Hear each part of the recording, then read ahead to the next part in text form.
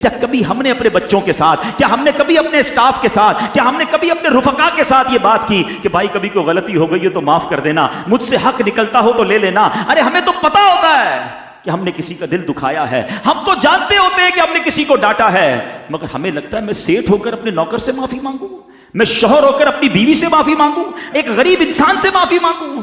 آج خدا کے واسطے یہ بدلاؤ لے کر جاؤ، اپنی زندگی میں یہ تبدیلی لے کر جائیے کہ ہم نرم ہو جائیں، ہم معاف کرنے والے ہو جائیں، ہم بدلے کو چھوڑ دیں، اور اگر زندگی میں کسی کا دل دکھایا ہے تو دنیا ہی میں اس کا حق ادا کر دیں، ورنہ قیامت کے دن ادا نہیں کر سکیں گے۔ ایک بار نبی پاک علیہ الصلوۃ والسلام نے صحابہ کرام سے ایک سوال کیا کہ بتاؤ مفلس کون ہے؟ حدیث کا خلاصہ ہے۔ اب میں یہی سوال آپ سے کروں کہ پور کون ہے، مفلس کون ہے؟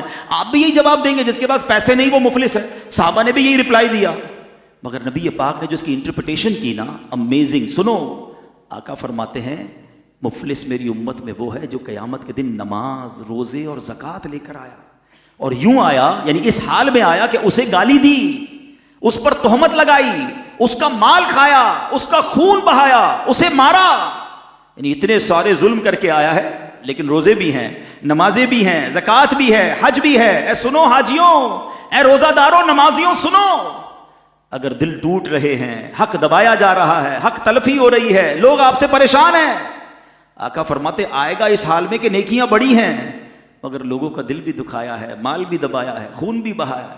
آقا فرماتے وہ لوگ کھڑے ہو جائیں گے اور اللہ سے عرض کریں گے مولا ہمارا حق دلا۔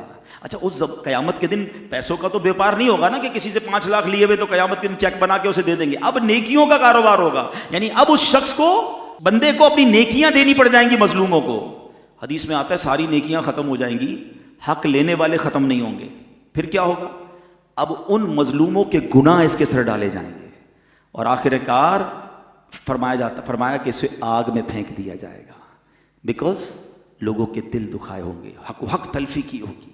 تو اے میرے پیارے اسلامی بھائیوں، یقیناً ہمیں نمازی بننا ہے، ہمیں روزے بھی رکھنے ہیں، ہمیں حج بھی کرنے ہیں، زکاتیں بھی دینی بہت ضروری، یہ فرائض ہیں، مگر حقوق العباد کو دیکھیے۔ اگر آپ نے کسی سے کوئی دشمنی رکھی ہوئی ہے، کسی رشتہ دار سے رشتہ داری بلا کسی وجہ شرعی کاٹی ہوئی ہے، کوئی دوستی ختم کی ہوئی ہے، جانا آنا ختم کیا ہوا، تھوڑی سی لائف ہے یار، معافی کر دیں۔ شب قدر ہو، شب برات ہو، آپ جب پڑھتے ہیں کہ یہ مغفرت کی راتیں ہیں، اس پہ ایک لسٹ آتی ہے کہ سب بخشے جائیں گے، حدیثوں میں آتا ہے یہ چند بد نصیب نہیں بخشے جائیں گے، ان سب میں رشتہ داری کاٹنے والا ہوتا ہے۔ یعنی کتنا بڑا گناہ ہے کہ مغفرت کی راتوں میں بھی نہیں بخشا جاتا۔ کم از کم فون کر کے کوئی رشتہ دار ہے، کوئی دوست ہے، یار بس ختم کرو، دل ملا لیتے ہیں، میری طرف سے کوئی برا لگا ہو تو معاف کر دینا۔ اچھا، ہو سکتا ہے آپ میں سے کسی کے ذہن میں خیال آئے کہ یار غلطی تو اس کی تھی، میں معافی کیوں مانگوں؟ کوئی بات نہیں، ہماری میمنی میں ایک جملہ کہتے ہیں نا، جو نمیوں وہ اللہ کے گمیوں۔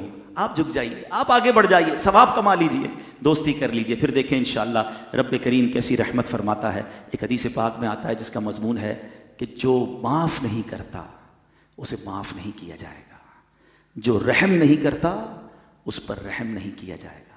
ہم معاف کریں اس نیت کے ساتھ کہ اللہ میں نے تیرے بندوں کو معاف کر دیا، اے کریم تو سب سے بڑا معاف کرنے والا ہے، آج تو میرے گناہ معاف کر دے، پھر دیکھیں کیسے رحمت کی نگاہ ہوتی ہے۔